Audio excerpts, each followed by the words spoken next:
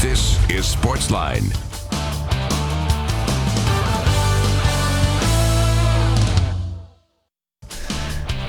Hey there, Sportsline on your television. Steve Layman here with you. Glad you are here with us on this Monday night on NewsChannel 5+.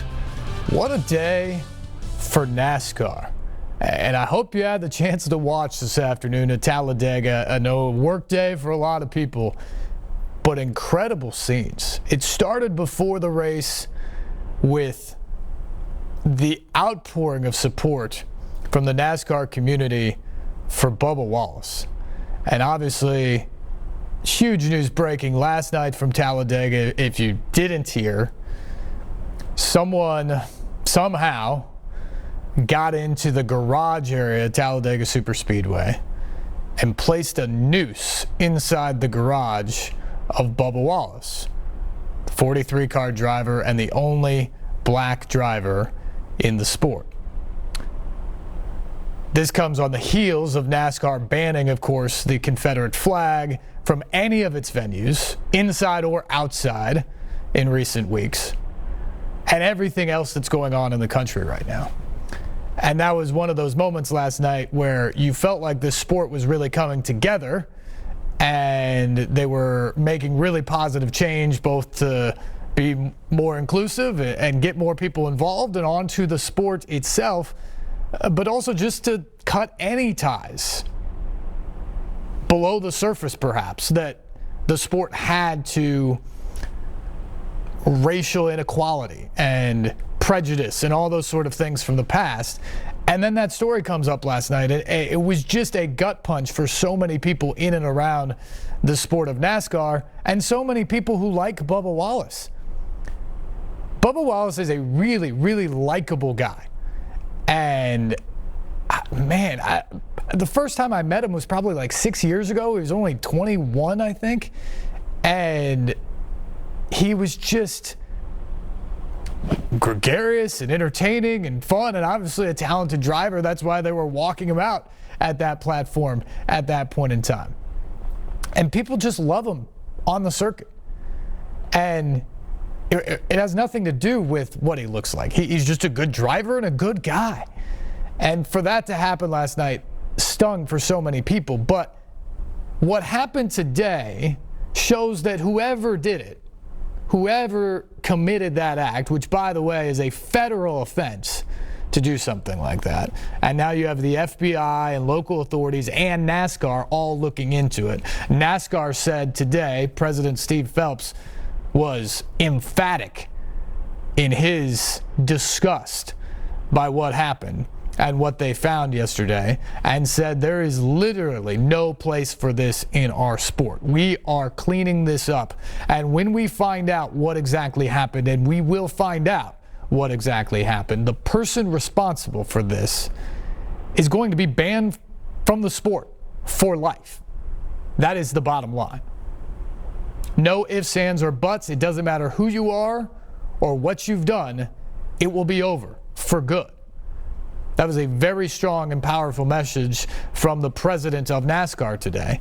But I think the even more loud and clear message came on the track moments before the race started. Bubba Wallace gets in his car, and essentially every other driver and then crew member and then official and everybody that had anything to do with the race gets behind the 43 car and pushes him down the length of pit row so he's at the front of the field. It was a sea of humanity on a day in which humanity was needed. And everybody at NASCAR stepped up to do it. Some of his closest friends, like Ryan Blaney and other guys kind of in his peer group, were up front with him. You had Kyle Busch, who was last year's champion, up there. Jimmy Johnson has been very outspoken about this. And maybe the most touching for a lot of people there, Richard Petty, the king, 82 years young, runs the team Bubba Wallace runs for. He has not been around any of the NASCAR events since the coronavirus outbreak back in March. He's 82.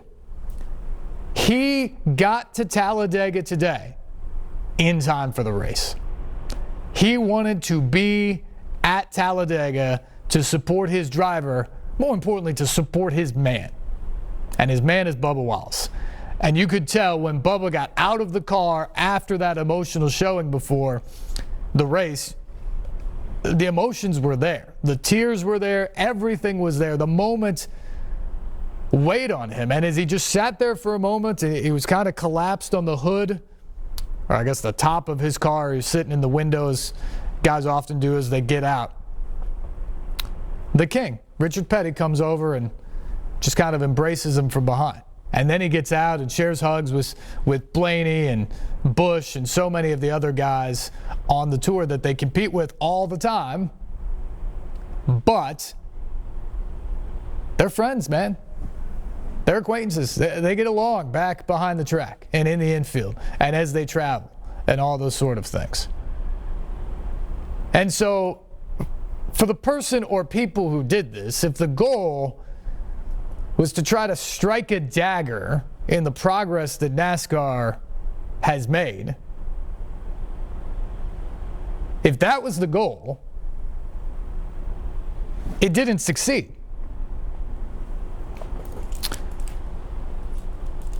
It did not succeed. The show from NASCAR today said, we're standing up with Bubba. And we're standing up united against racism. And it was powerful. It was really powerful before the race today, what you saw from that. And I think it goes a long way for a sport that, let's face it, NASCAR is doing a lot of things right now. And I've been critical over the years. I didn't grow up on NASCAR. I appreciate it for what it is, but it wasn't my first love by any means in terms of sports. And I've watched it slowly decline in terms of fan attendance at races, in terms of ratings on TV over the last 10 or 15 years. And you just kind of wondered what they were doing and how they would be able to turn it around. And not that NASCAR would even want the scenario that the country is in right now to be the impetus for a resurgence of the sport. But what has happened is with the coronavirus, people are dying for entertainment, the ability to escape a little bit and get back in and watch some sports, frankly. And NASCAR was the first league that was bold enough to come up with a comprehensive plan to keep the people safe. They've been going for over a month now. They don't have a positive test. They've kept their people safe. They've kept them secure. And they've run races, oftentimes multiple nights a week. And it's been wildly successful. The races have been entertaining. They've gotten monster ratings from sports fans, probably a lot of sports fans who wouldn't normally watch, but in this case are watching because there is no alternative right now for a sports fan. And the races have been really good, so if you watch, chances are you've liked them. And then you have some stories with your drivers, young guys stepping up. Chase Elliott's been incredible. Bubba Wallace has been powerful as he's spoken out over the last month since the murder of George Floyd in Minneapolis. And NASCAR stepped up in the wake of that because of Bubba Wallace to ban the Confederate flag, that whatever you think about it, the flag itself and what it means, it's something that some people have wanted for a long time in the sport. And NASCAR finally said, look, we can make some people really happy by doing this, and it's probably the step we need to make right now at this point in the country. And they did it. And they took some criticism, but they got a lot of praise for it. And if this is somehow a result of that, I don't know, probably. But what they did today was once again hitting the right buttons. The story yesterday was ugly, but that's not a reflection of NASCAR and the people who are running the sport today. And it's not a reflection of the people who are in the sport, the drivers in the sport, the crew members in the sport. It's a knucklehead. Maybe a couple knuckleheads, who knows? But it's not a reflection of the mass of the sport or, frankly, the mass of society. And their response today was perfect because it said, we're united and we stand behind Bubba. We stand behind the 43 car. We're going to push the 43 car because we believe in him. And he should be right up there at the front with all the rest of us because he's that good of a driver, and more importantly, he's that good of a man. That's true. And for a 26-year-old from Alabama to have all this happen in Alabama, what the emotions must have been like for Bubba over the last 24 hours. But NASCAR pressed the right buttons today. It was a powerful and emotional scene, and then the race itself was incredible. It's absolutely amazing. You had Ricky Stenhouse Jr. barely beating Ryan Blaney to the line to win the second stage. You go to the third stage, and you have Bubba Wallace moving into the front, moving into the lead with 28 laps to go. What a story that could have been had he been able to hold on with enough gas down the stretch, which he was unable to. And then you get Jimmy Johnson spun out, the 7-time series champion, with 3 laps to go. So you go into an overtime scenario, green-white checkers. You've got crashes happening on the final lap, but they're clean up front and they let them go. They're battling for the checkered flag coming out of turn 4. And you have Blaney trying to block Eric Jones, high, then low, then high again. They clip. Jones goes into the wall. Blaney comes back down and connects with Eric Almirola, who spins out. He ends up somehow beating by a nose Stenhouse Jr. to the finish line. Almirola finishes third, backing his way across the finish line as everybody slides across en masse on a terrific finish again. It's the type of stuff you only get at Dega and maybe at Daytona as well, but just a incredible race to finish the day. Blaney, by the way, is one of Bubba Wallace's best friends on the circuit. So he gets out, he's talking about the win and how it happens at the end. And then they go to Bubba Wallace, who, by the way, there were fans back at this race. Not a huge number by any means, about 5,000 in the massive Talladega Superspeedway. But a huge group of black fans from Atlanta came for their first ever race to support Bubba Wallace. And they got there. They were over there, and Bubba goes straight up to him. It's an emotional scene. He's high-fiving him through the catch fence. And then he does his interview with them right behind him and screaming. And he was very pointed of saying that this has been difficult, but the sport is changing. Look behind me. People are feeling like this is more inclusive and everybody is welcome here now. And that's important because that is what we are all striving for in America. And NASCAR has been able to do it in front of us. In a way, the sport that people probably would have thought was the least likely to do this has helped lead the charge in the last few weeks and led the charge again today with Bubba Wallace out front and center. And he said the times, folks, they are a-changing. This is powerful. I didn't win the race today, but we won the race today. And then he said something else, and this is important because whoever did it needed to hear this as much as any punishment or any threat of punishment that is going to come. If the goal was to shut Bubba Wallace up, you're not going to. If your goal was to shut the movement up, you're not going to. And what Bubba Wallace said afterwards, he said, in fact, I apologize for not having my mask on, but I wanted to make sure whoever did it still sees that I'm smiling, still sees that I'm going, and I'm going to keep on going on. And that was very, very powerful. So a big, big day for NASCAR today, big day for Bubba Wallace. And in a time when we haven't had a whole lot of sports to talk about, this was a day and this was a race that we can talk plenty about. 737-7767 is the number. We would love to hear from you on these topics tonight here on Sportsline. And we will begin with Derek. Derek, how are you? Hey, Steve. I've called you many, many times with Darren and Donick and Chase and Floyd, and you're a fine gentleman and an excellent commentator. Thank you. You do a wonderful job on TV and the radio. And I'm here to tell you that here's something you may or may not know. There's a reason that Bubba Wallace drives the number 43 car. And that's because Kyle Petty is arguably the coolest dude that ever crossed the gates of NASCAR. Richard is the king, without question. I know there's Dale Earnhardt people, and I've been following this sport for 40 years. I was 16 years old in 1982 when Bill Elliott was setting all the records, and I'm a huge Bill Elliott fan. I've been following, much like your buddy Chase McCabe.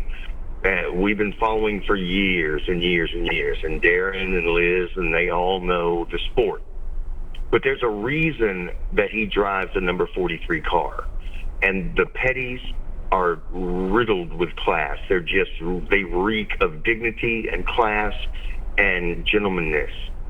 And that's not a word, I made it up. But we know what you meant. You understand what I'm trying to say to you, Steve. Oh, yeah.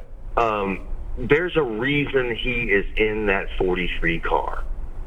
And I am so happy that Bubba Wallace has the seat and has the helmet and has the logo. And I'm so happy that people like yourselves and Darren and Chase are talking about it. I think this is a wonderful thing.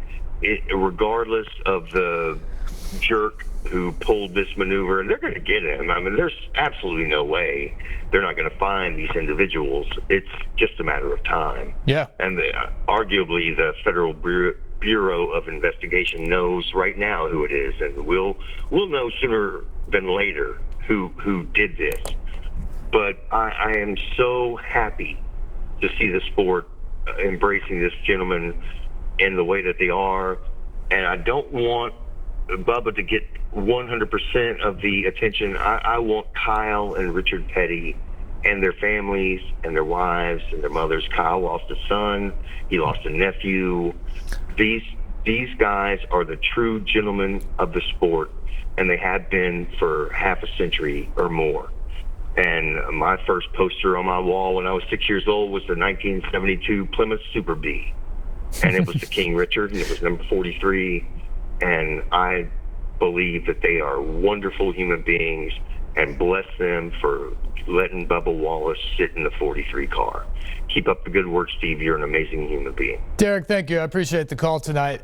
And I think you're right. I think the Petties are a great family. And I think, in particular, Richard Petty today, to be there, given his status in this sport, and given his relationship to Bubba Wallace, to make it a point to be there, to make it a point to have his back, was just one of those moments that, if you follow the sport or sports in general, I don't think you'll ever forget.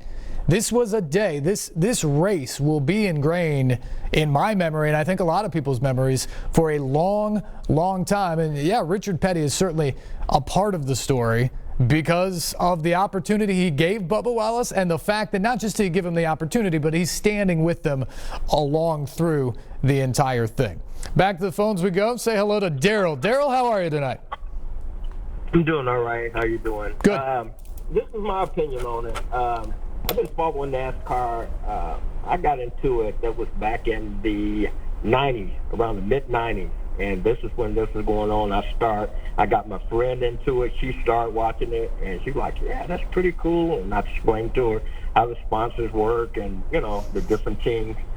I think it's great NASCAR is having a kumbaya moment, but it's been over 20 years since and longer that people know the Confederate flag has been at places where there were lynchings in the South, some in the North. And to me now, all of a sudden, while everybody's on this momentum, it's easy to jump on that momentum when the masses that you see are turning to do it. But to me, this is something that should have been addressed a long time ago. And if I'm not mistaken, the NAACP had worked out something with NASCAR to try to get more black youth into, working the pit crew, different things, diagnostics and all that kind of stuff. But there were only a few that were there, and they felt like they were truly not welcome in a lot of circumstances. So I'm glad they're changing, but it's different to be an independent and get out there first to make a change based on what that environment is. Because I've seen a NASCAR tailgate party, and there's no way I would walk through that or drive through that. That atmosphere is not conducive for my life. So that's all I want to say, but I'm glad Bubba Wallace is did what he did, and I give big props. I'm going to get a picture on my wall of all those drivers and teams. That was a beautiful shot that will go down in history, like the sailor who kissed the lady up in the Times Square after the war. But that's all I wanted to say, sure. And I appreciate you touching on this subject tonight. Yeah, Daryl, I think you have really good perspective. The one thing that I think we all have to be careful a little bit in the moment of now is, yeah, this probably should have happened before 2020. I also think that it's unfair to criticize people who are making it happen now who may not have been there years before. This is a momentum that people are riding, and when the change is happening, I think you just have to jump on board and support it and be happy that it's coming then. And I give NASCAR credit. Maybe it took the door to be open for them to be aware of how big of a problem it was. But when they did, they went out and they took considerable action to make sure that it changed in their sport. And now they've stood by it considerably, multiple times here. And they're making sure their drivers feel welcome. And that scene, almost as powerful to me as the pre-race scene, which was unbelievable. And that's the one, because of the picture, what it's going to be. That's the one that's going on the walls. But the scene after the race, where there was that group of, I don't know how many could get close enough, but we'll say 50, 75 fans or something like that. First race back with paid customers, by the way. And a big portion of them were black, standing behind Bubba Wallace. Now that's change.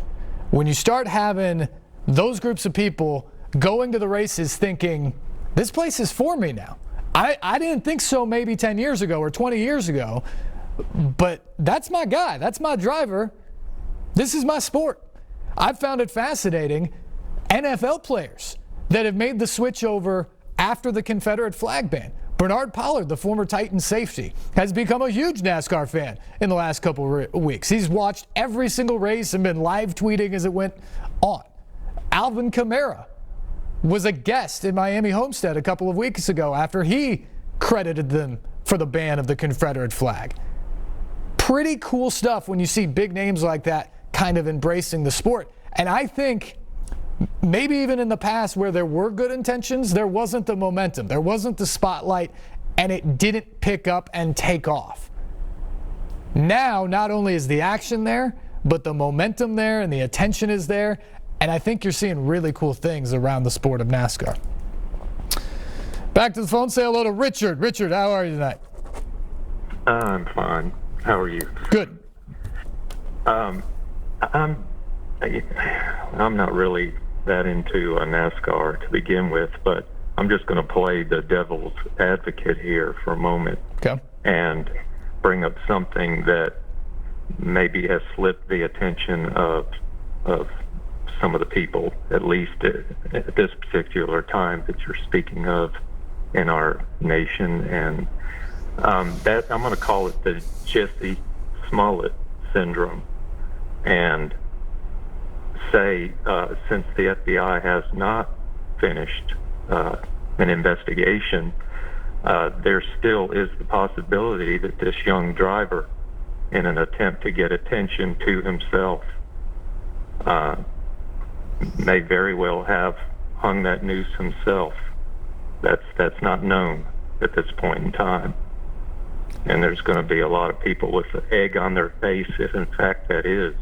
Well, if in fact it is turns out to be. That would be the case, but that's a pretty big leap at this point. NASCAR itself said that they saw everything. Everything's a leap right now. Well, everything is a leap. There is no.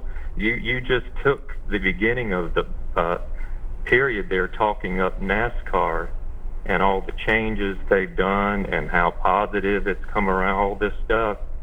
And it just would seem very out of character for that small group of people.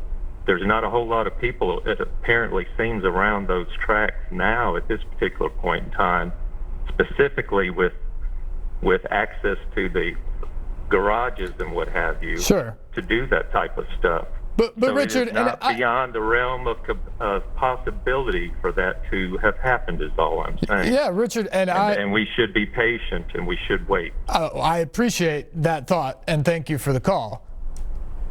We certainly welcome all opinions on this show, and it's a fair one, because obviously what happened with Jesse Smollett in Chicago is a very different thing. And we've seen other instances of that. But there's no evidence that that's what Bubba Wallace did. And the other big difference just in between those two cases, if you want to get into it, and this is why I'm not willing to really even entertain the possibility of it being not what it has been purported to be at this point, is the fact that in Chicago, they actually ultimately started looking for specific people and sort of mapped out a criminal action against particular people, and then they found guys who actually did it and still tried to spin the story before it ultimately came out, and we found out what happened. And maybe we'll find out something along those lines here. I doubt it, but the thing is, there's no one who's presumed guilty here. If there was a arrest with no evidence, let's say, and that's what it is, then yes, that would be something to be skeptical of, and that person is presumed to be innocent until you can prove it to be guilty. There is no individual under wraps at the moment. And so until that's the case, while they're working on an active investigation, I think it's your responsibility to listen to and believe what has been told by the sport, what has been told by Bubba at this point. And everything that has come out of it from the sport at this point is very good. And we'll let the investigation take place. And I think the investigation is going to get to the bottom of it, one way or another. And chances are it's going to lead to an arrest. And chances are we're going to see this galvanize people even more within the sport, I think. It is fair to say, wait for the investigation to be over. We'd all like to know more about what happened, how it happened, how did people get in there? How did this happen? I certainly would like to know the answers to that. But I'm not ready to sit up here at this point and really entertain the idea that after everything that has happened, that this is what that was trying to be. From everything I know from talking to people and talking to Bubba Wallace, he's just trying to be a really good race driver right now. He's been a guy that's kind of worked his way up to get to this place. He's getting, fortunate to be top 15, top 10s in races right now. He's trying to work his way into that elite mix. He wants to be a race car champion, not just a race car driver. And that's the thing that Bubba Wallace is trying to do right now. And I don't see what anything away from that would do for him. But we'll see. We'll let the investigation take care of itself. All right, let's go to line 2. Say hello to Florence. Florence, how are you? I'm doing okay. Good. Thanks for the call. Florence, you're on the air. Go ahead. Yes. Thank you all for having a show like this. And I just want to say a couple of things. I would just want to say, don't let anybody ever steal your joy. Amen to that. And then the next thing I want to say is I'm 69 years old. When I was about 7, my daddy hung himself, and I saw what happened. The next thing is I had a job where one time my boss, I'm African American and he's white, he hung a noose in the maintenance office. And that really made me feel different about him, because he called me down there to show it to me. So I know how hurtful something like that can appear, even though it's just, as some people say, a noose. But I will say this. I have learned a lot during this COVID-19 experience, that sometimes some people are bored and they don't have anything else to do. And that's all I have to say. Yeah, Florence, thanks so much for the call. Those are really tough life stories. Certainly sorry about your dad. Sorry about your experience in that time. And we all know that there are other stories out there like that for people. And hopefully, as we've evolved, there are fewer stories like that in 2020 than there were in 2000 or 1980 or 1965. And I think that's true, but it still exists, and we understand that. But what hopefully has happened in the country at large over the last 30 days almost now, and certainly in the sports world, is there is a way to unite about this. And I love what she said about don't let anybody steal your joy. I mean, this is your life to live. And there will always be mean people, whether it's because they are racist or sexist or whatever. There will just be mean people out there. But there will also be a ton of really good people in the world. And I think NASCAR is a perfect example. Okay, so there's one knucklehead out there. Well, there were hundreds of really good people standing behind Bubba Wallace today. And so hopefully we're all taking that step forward and we're keeping our joy through the process. We're way behind a break. We will get back to more phone calls after this. 737-7767. We'll come back, continue this conversation on the other side. This is Sportsline on NewsChannel 5+.